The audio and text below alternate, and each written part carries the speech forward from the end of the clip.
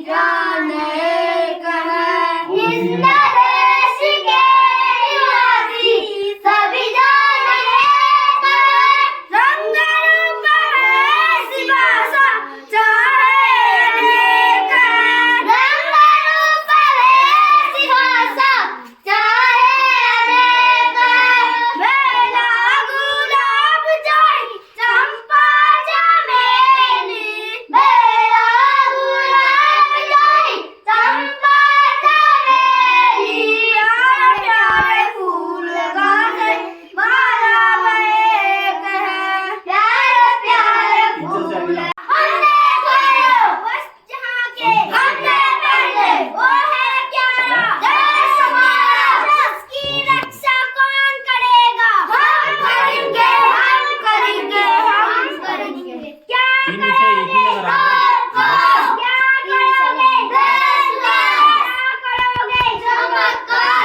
सबका ऐसे कर रखा है सर, नहीं आता है उसके लिए। सज्जन का विलोम क्या होगा? सज्जन का विलोम गुड। लिख सकते हो दुर्जन? लिख सकते हो? बहुत बढ़िया, आओ लिख के दिखाओ। ये बीच में गैप रखो, बीच में गैप रखो भाई। गुरुजी बीच में गैप रखिए हमेशा सीटिंग अरेंजमेंट में। ठीक है सर। बीच में गैप करो, अभी करो तुरंत। अभी करो, पता है सर पीछे होगा ना, यहाँ पे भी इसमें भी ना इधर से हटा ऐसा नहीं सर, थोड़ा ये चेक करना पड़ता है, सब तो गैस करें खड़ा हो जाओ। हां जैसे वो टाइटल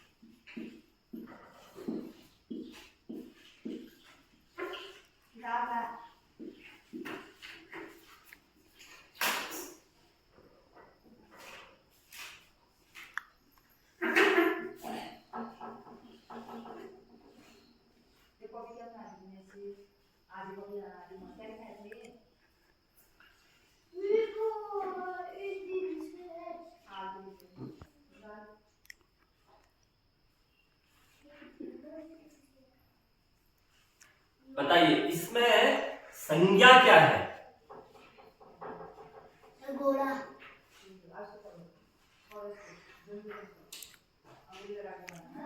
सर्वनाम क्या है? आप भी साथ में आइए। सर्वनाम क्या है?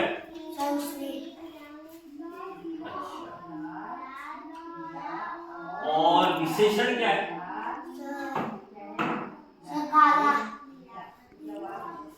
पढ़ा रखा? क्रिया क्या है? क्रिया क्रिया क्रिया विशेषण भी है इसमें। की विशेषता बेटा, क्रिया क्या है इसमें? दौड़ना। तो कैसे दौड़ा उसकी विशेषता बता रहा है। कैसे दौड़ा? तो तेजी से दौड़ना क्या हो गया? क्रिया विशेषण हो गया।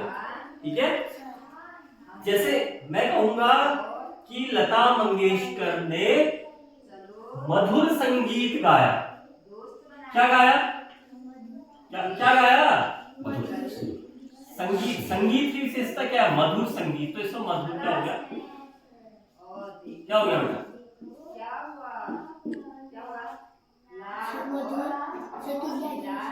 हाँ, तो ये क्रिया विशेषण हो गया। क्या हो गया? क्रिया विशेषण। आपका नाम क्या है? मैं कहूंगा गौरव ने ऊंची छलांग लगाई। क्या लगाई? ऊंची छलांग। तो क्रिया क्या है इसमें? क्रिया हाँ, और कैसी लगाई? तो ऊंची क्या हो गया? तो क्रिया विशेषण हो गया। अब समझ गए? क्रिया विशेषण। ठीक है, ये जवाहर नवोदय की किताब घर के लिए देते नहीं देते हैं?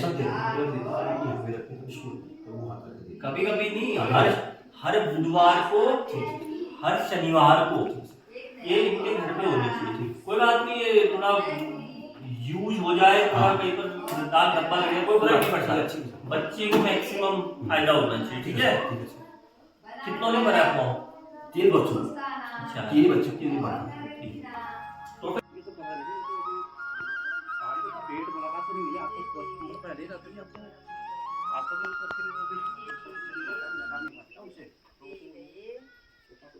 आंकड़ों का संगठन। इस अध्याय को पढ़ने के बाद आप इस योग्य होंगे कि आने के सांख्यिकी विश्लेषण के लिए आंकड़ों का वर्गीकरण कर सकें, मात्रात्मक एवं गुणात्मक वाक्य वर्गीकरण के बीच अंतर कर सकें, बारंबारता वितरण सारणी तैयार कर सकें, वर्गों के निर्माण की तकनीकी जान सकें, मिलान चिन्ह की विधि में परिचित हो सकें, एक चर तथा द्विचर बारंबारता वितरण के बीच अंतर कर सकें। प्रस्तावना अभी उनका दृष्टवादन तो यानी ये क्लास खाली क्यों है फिर? ये उनका था 15 मैडम कुछ साथी के साथ मर्जी करो, साथी में क्या चल रहा है, खाली मत छोड़ो बच्चों। साथ में ऐसे तो ठीक है ना, साथ में बैठ जाएंगे, मैंने इनको जाता ही बच्चे को देखा लगा, लेकिन खाली मत छोड़ो बच्चे को। ऐसी स्थिति में आपका लैब असिस्टेंट नहीं है कि? चले गए कहाँ चलेगी?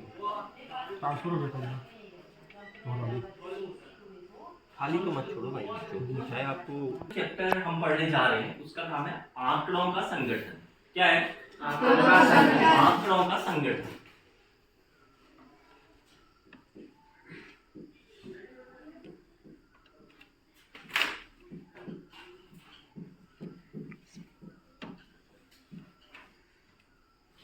इसमें 2 मुख्य शब्द आ रहे हैं। कौन कौन से आ रहे हैं तुम बताओ, कौन कौन से आ रहे हैं? 2 मुख्य शब्द कौन से आ रहे हैं?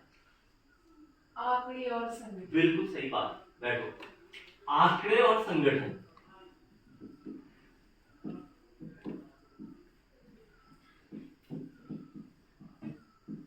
अब सवाल ये कि आंकड़े होते क्या है और ये संगठन होता क्या है।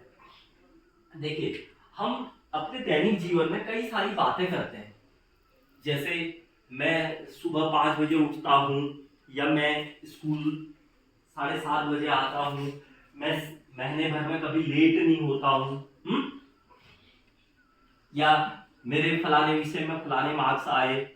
ये इनमें जहां भी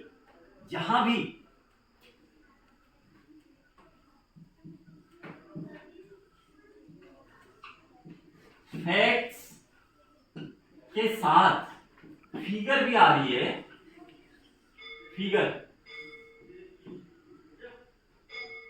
उसको कहा जाता है आंकड़ा, ठीक है। और सांख्यिकी में हमें आंकड़ों से ही मतलब है, लेकिन आंकड़े जब तक हम इकट्ठा नहीं करेंगे तो हम किसी निष्कर्ष पे नहीं पहुंच सकते। जैसे अगर मैं तुमसे ये पूछूं कि आपके पिछले क्लास टेस्ट में कितने कितने नंबर आए, अगर आपको अपने अगर जिस विषय में भी नंबर याद है तो आप बताओगे, ठीक है। कितने मार्क्स का होता था आपका क्लास टेस्ट? 10 मार्क्स का। तो 10 में से आप मुझे बताओ किसके कितने नंबर आए, तुम बताओ कितने आए? हाँ, 9। तुम्हारे कितने आए हैं? हाँ, अगले के कितने आए? सबकी 9 आए क्या? हाँ, 8, हाँ 9, हाँ। ये मार्क्स किसके हैं? अरे ये बच्ची किस बच्ची के हैं? नाम बताओ। तुलसी, हाँ। तुम्हारे कितने आए हैं?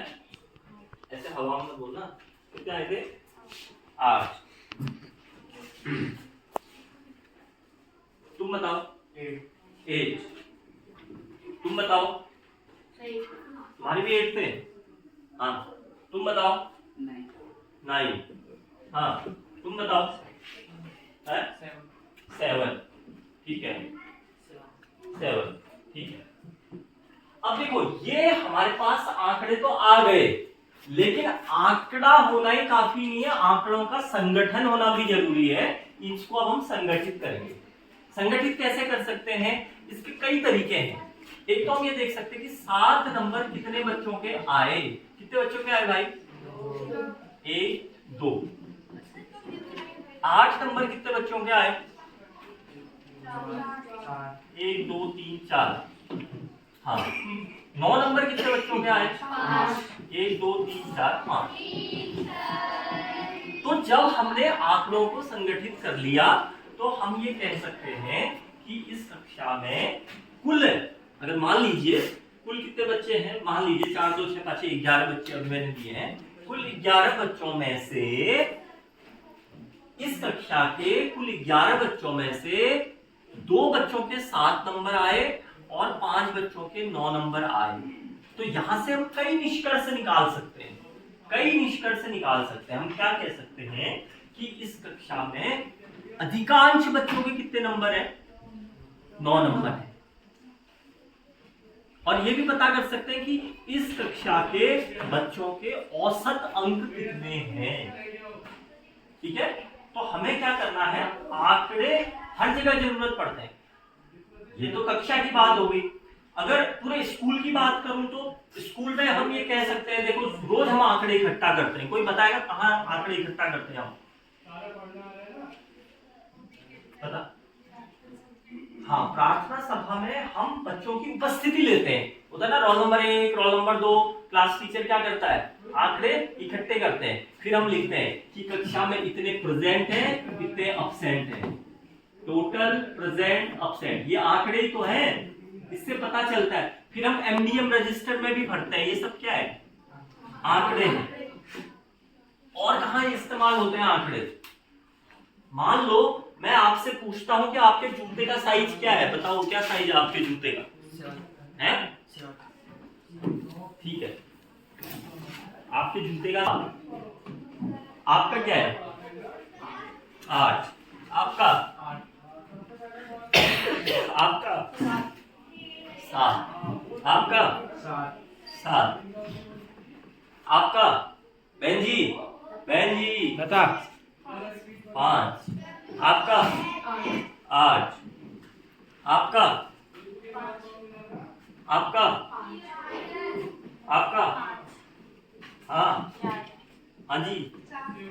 हाँ जी। तो ये शू साइज ले लिया, जूतों का साइज ले लिया आपका। ये भी आंकड़े हैं, लेकिन अभी संगठित नहीं करेंगे, अभी इनको ढंग से वर्गीकृत करेंगे। वर्गीकृत कैसे कर सकते हैं कि 5 नंबर वाले कितने, 4 नंबर से शुरू करते हैं। 4 नंबर वाले कितने हैं? 3। 5 नंबर के जूते वाले, 5 साइज का जूता कितना का है? हाँ बताओ। 6 नंबर के भी है कोई? 6 के कोई नहीं। 7 नंबर के, 8 नंबर के 3। तो हमने एक निष्कर्ष निकाल दिया कि पोथिंग के एरिया में सबसे कॉमन जूते का जो साइज है वो 5 साइज है। तो कोई दुकानदार जो पोथिंग में दुकान खोलना चाह रहा है, पोथिंग में वो 5 नंबर के जूते हर वैरायटी के लेगा, या 5 नंबर के सैंडल वो हर वैरायटी के लेगा, हर रूप, हर रंग, हर पैटर्न, हर फॉर्म के जूते लेगा। लेकिन 9 नंबर का वो कोई जूता नहीं रखेगा, क्योंकि 9 नंबर किसी का 9 साइज किसी के जूते का है ही नहीं। आप मेरा पॉइंट समझ रहे हैं? अगर किसी दुकानदार को आपके आंकड़े इकट्ठे करने हैं जूते के साइज के, जिसके आधार पे वो क्या कर सकता है, उन आंकड़ों का संगठित करना। संगठित के बाद क्या करेगा, उनको वर्गीकृत करेगा। वर्गीकरण करने के बाद वो विश्लेषण करेगा। विश्लेषण क्या होता है, जो मैं कर रहा हूं कि भैया मैंने देखा कि 7 नंबर वाले 3 ही बच्चे हैं, 8 नंबर वाले भी 3 ही हैं, लेकिन 5 नंबर वाले 4 है। यानी सबसे ज्यादा फेमस साइज कौन सा है? 5। तो 5 नंबर के जूते और चप्पल हर रंग, हर वैरायटी, हर पैटर्न के मैं अपनी दुकान में रखूंगा, अगर मैं दुकानदार हूं तो। क्लियर है? ऐसे ही आंकड़े और जगह भी, ये तो हो गया स्कूल का, फिर मैंने क्लास का बता दिया, फिर मैंने लोकल की दुकान का बता दिया। अगर हमें क्रिकेट मैच में हमारे तमाम खिलाड़ी हैं, लेकिन अगर हमें क्रिकेट मैच में टीम 11 लोगों की कोई टीम का चयन करना है, इसमें भी हम क्या देखेंगे, उनके पिछले 5 या 10 इनिंग्स में बनाए गए रनों का विश्लेषण करेंगे। मान लीजिए मुझे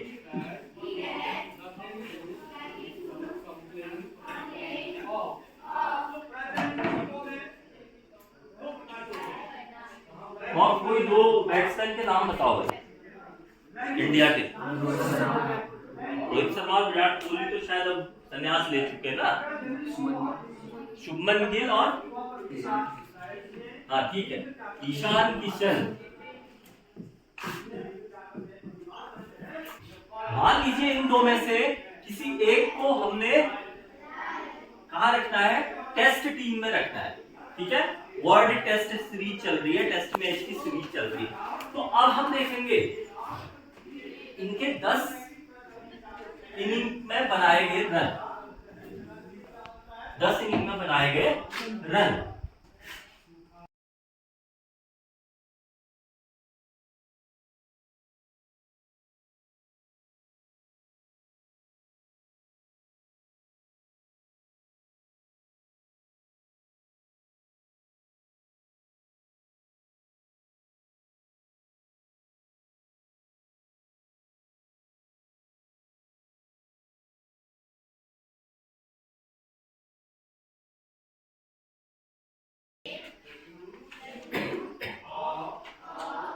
अब यहां पर 2 आंकड़े मेरे पास हैं।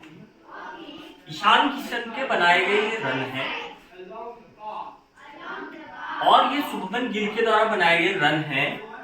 मान लीजिए कि अगर ये रन ज्यादा भी है ऊपर वाले, तो टेस्ट मैच के लिए हम दोनों में से किसका चयन करेंगे, कोई बता सकता है? इसने यहां से बोला, किसका चयन करेंगे? बिल्कुल सही बोला तुमने, क्या नाम है तुम्हारा? करीना ने बिल्कुल सही बोला, शुभमन गिल का चयन करेंगे। लेकिन मेरा सवाल है क्यों करेंगे? है? क्योंकि हर मैच में वो कंसिस्टेंट है, यानी उसने लगभग हर मैच में अपना कंट्रीब्यूशन दिया है, वो ज्यादा भरोसेमंद है। जबकि ईशान किशन कहीं 0 पे भी आउट हो रहा है, कभी तो 200 मार रहा है और 2 बार 0 पे भी आउट हुआ है, और उसके अलावा 10 से कम रन है कई पारियों में। तो यहाँ पर हमने क्या देखा कि भले ही इनका जोड़ ज्यादा आ रहा है, इसका औसत ज्यादा आ रहा है, लेकिन उसके बावजूद भी हम नीचे वाले खिलाड़ी का चयन करेंगे। ये कैसे संभव हुआ? जब हमने आंकड़े इकट्ठे किए, आंकड़ों का संगठन किया, ठीक है। ऐसे ही हम आंकड़े दैनिक जीवन में कई तरह के इकट्ठे करते हैं। जैसे इस क्लास के बच्चों को या इस विद्यालय के बच्चों को हमें वर्गीकृत करना हो, तो वर्गीकृत हम कैसे कर सकते हैं? अलग-अलग बैठे हैं, तो लड़कियां अलग बैठी है, गर्ल्स अलग बैठी है और बॉयज अलग बैठी है। और कोई तरीका है आपको वर्गीकृत करने का? है? गर्ल्स में भी इस तरह की लड़कियां हैं जो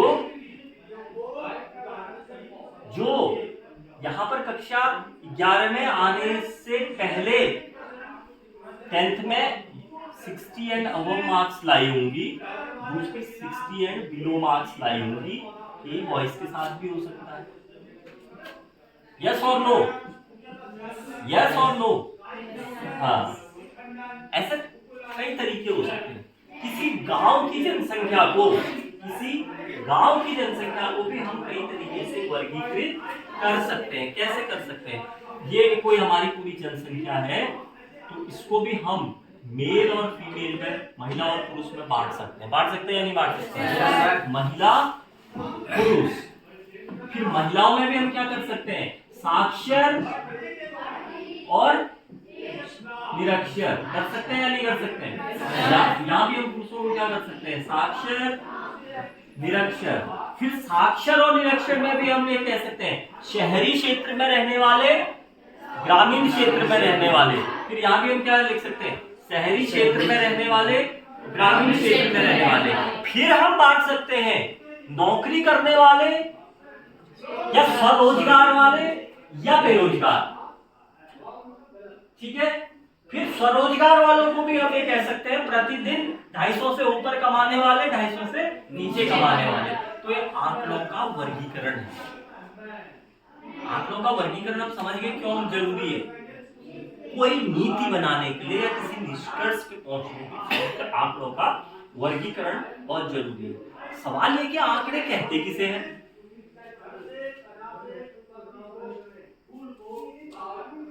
और आंकड़े होते कितने प्रकार के।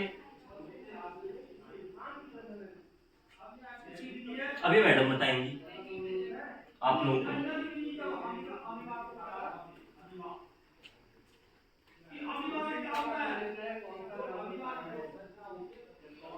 कुछ समझ में आया सबको? ये समझ में आया कि आंकड़ों को व्यवस्थित करना क्यों महत्वपूर्ण है? किसी भी विशेष निष्कर्ष पे पहुंचने के लिए, किसी औचित्यपूर्ण निष्कर्ष में पहुंचने के लिए, मान लीजिए आप लोगों के क्लास की अटेंडेंस हम ले रहे हैं प्रत्येक महीने, और मान लीजिए तुम्हारा क्या नाम था, लता। मान लीजिए लता 25 दिन में से 15 दिन अब्सेंट है, उसके नाम के आगे ए अब्सेंट लिखा हुआ है 15 दिन। तो ये इससे ये निष्कर्ष निकाला जा सकता है कि लता के घर में या तो कोई दिक्कत है या उसके स्वास्थ्य में कोई दिक्कत है, और ये भी निष्कर्ष निकाला जा सकता है कि लता पे अधिक ध्यान देने की आवश्यकता है क्योंकि ये हमारा रिजल्ट खराब कर सकती है, करेगी नहीं वैसे, लेकिन ये निष्कर्ष निकाला जा सकता है। पॉइंट समझ रहे हैं आप लोग? फिर आंकड़े चर और अचर होते हैं। चर अचर, अभी चर अचर क्या होता है? ऐसे कुछ तो ऐसे हो सकते हैं क्लास में या तो 2 ही बच्चे होंगे या तो 3 ही बच्चे होंगे। ऐसा तो नहीं है ना कि 2.5 बच्चे होंगे, 2.5 बच्चे तो नहीं होंगे ना, या तो 2 ही बच्चे होंगे या तो 3 ही बच्चे होंगे। लेकिन तुम्हारी हाइट दशमलव में भी हो सकती है, क्योंकि ऐसा तो होगा नहीं ना कि तुम जब पैदा हुए थे तो ठीक 1 फीट के थे, अगले दिन जब तुम्हारी मम्मी ने तुम्हें उठाया तो अरे बेटा 2 फीट का हो गया मेरा। फिर दूसरे साल में जब बच्चा 2 साल का हुआ, ठीक बर्थडे के दिन 2 फीट से 3 फीट हो गया, ऐसा तो नहीं हुआ ना। वो धीरे धीरे धीरे धीरे बढ़ करके ऊपर पहुंचा। पॉइंट समझ रहे हैं आपने? आप तो एक चर राशि होती है, अचर राशि होती है, ये भी समझाना है मैडम। थोड़ा अंतर समझ आ रहा है कि बच्चों के बीच के ही उदाहरण उठा करके उनको समझाना। ये कब संभव होगा? जब हम घर में अध्ययन करेंगे। और ये वाला सिस्टम बिल्कुल सही नहीं है। कौन सा? कि किताब से पढ़ना। लेक्चरर है ना हम, तो हमें तो लेक्चर देना होगा, हमें बच्चों से जोड़ के पढ़ाना होगा। मैंने किताब देखी नहीं देखी ना,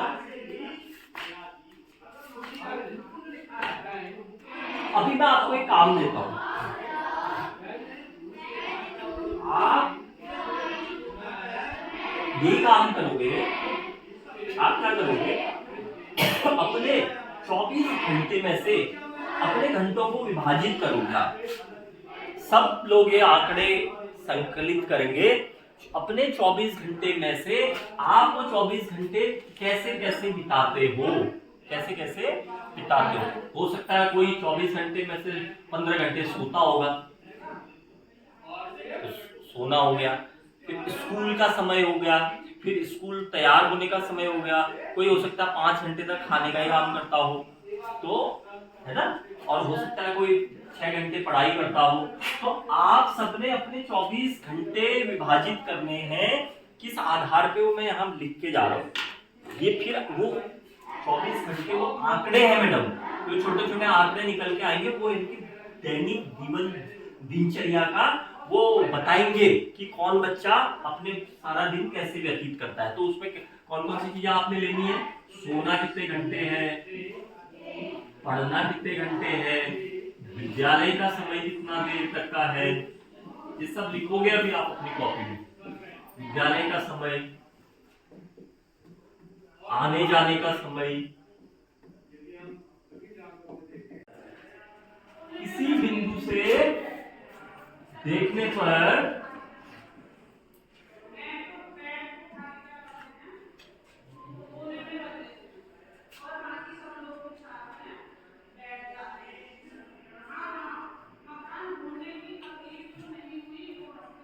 मेरी जो लंबाई है, हाइट, वो मेरी परछाई यानी शैडो के बराबर है।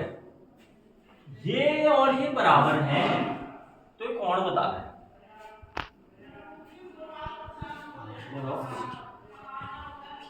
करके बता। किसी एक बिंदु यानी पॉइंट यानी P से देखने पर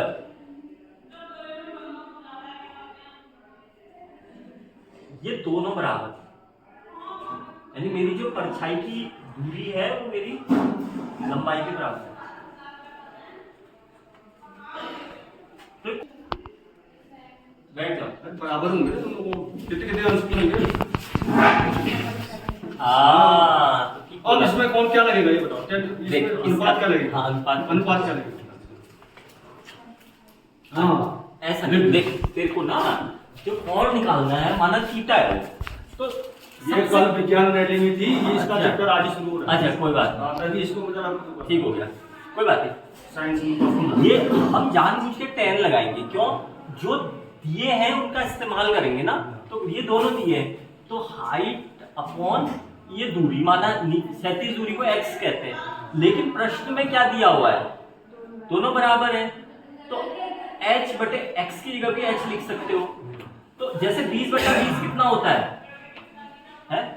20 बटा 20 कितना आएगा? 1 आएगा। तो ऐसी h बटा h कितना आएगा? 1 ही आएगा।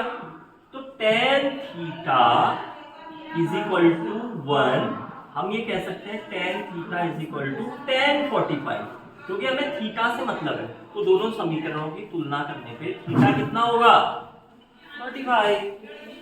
सिंपल। पत्रितायता कुमारः राम आर्य पत्रितातव्यम तव्यम नहीं है बेटा, वो तव्य है वो। हाँ। कांचुकी महाराज राम महाराज इति आर्य ननु वक्तव्यम एक शरीर संसिप्ता पृथ्वी रक्षतेति